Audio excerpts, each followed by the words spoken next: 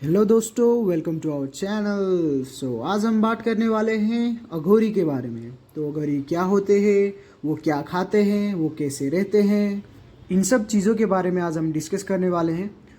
चलिए शुरू करते हैं।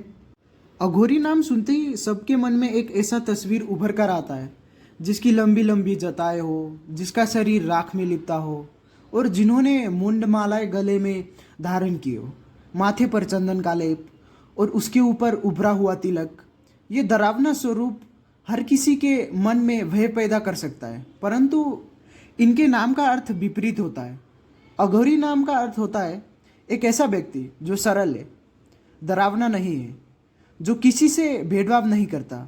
ये अक्सर आपको शमशान में जाकर तंत्र क्रिया करते हुए देखे जा सकते हैं। कहा जाता है भगवान शिव ने ही अघोर पंथ की उत्पत्ति की थी। वही भगवान शिव के अवतार भगवान दत्तात्रेय को अघोर शास्त्र का गुरु माना जाता है।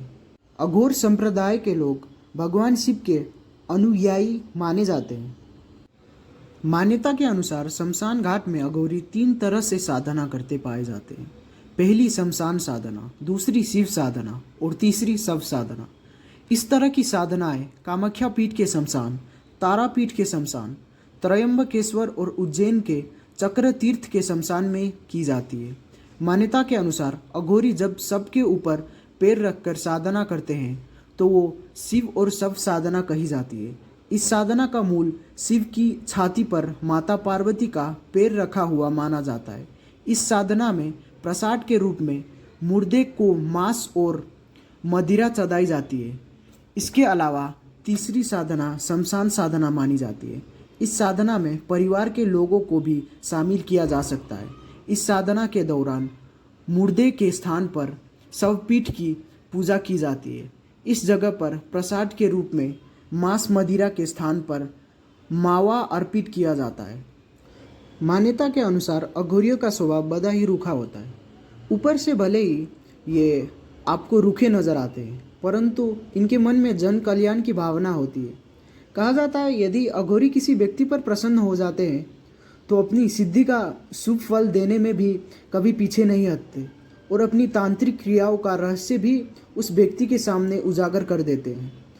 ये जिन पर प्रसन्न हो जाते हैं उन्हें तंत्र क्रिया सिखाने के लिए भी तैयार हो जाते हैं, परंतु इनका गुस्सा अत्यंत ही खराब होता है। दोस्तों, आपके मन में भी ये सवाल आ रहा होगा कि आखिर अघोरी खाते क्या हैं। कहते हैं कि अघोरी ने खुद इस बात को माना है कि वे शमशान में रहते हैं और अधजले शवों को निकालकर उसका मांस खाते हैं। हालांकि ये बात आम जनता के लिए थोड़ा अजीब हो सकता है, लेकिन इसके पीछे माना जाता है कि ऐसा करना अघोरियों की तंत्र क्रिया की शक्ति को प्रबल बनाता है। अघोरी बनने के लिए व्यक्ति को अपने घर परिवार को पूरी तरह छोड़कर अघोर पंथ में शामिल होना पड़ता है। कहा जाता है कि अघोरी बनने से पहले व्यक्ति को जीवित रहते हुए ही अपना पिंडदान करना पड़ता है। कहा जाता है अघोरी बनने के बाद उनका घर शमशान घाट ही होता है।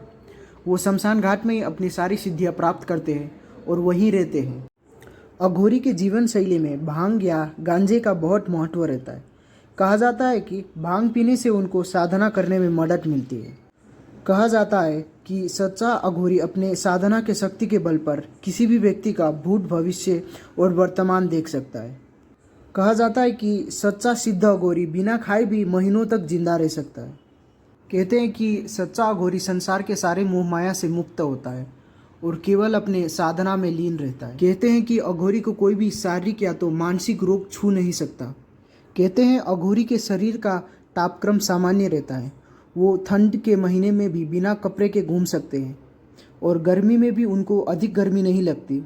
कहते हैं कि वो अपनी सिद्धि के बल पर हिमालय में भी बिना कपड़े के घूम सकते हैं। कहते हैं कि कई अघोरी तो जलते हुए अग्नि में भी साधना करते हैं। दोस्तों, अगर आपको अघोरी से मिलना है तो आप वाराणसी में जा सकते हैं।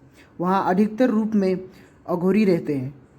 दोस्तों, ये थी अघोरी के ऊपर एक वीडियो। यदि आपको हमारा वीडियो पसंद आए तो हमारे चैनल को सब्सक्राइब कीजिए, वीडियो को लाइक कीजिए। मिलते हैं नेक्स्ट वीडियो में। Thank you.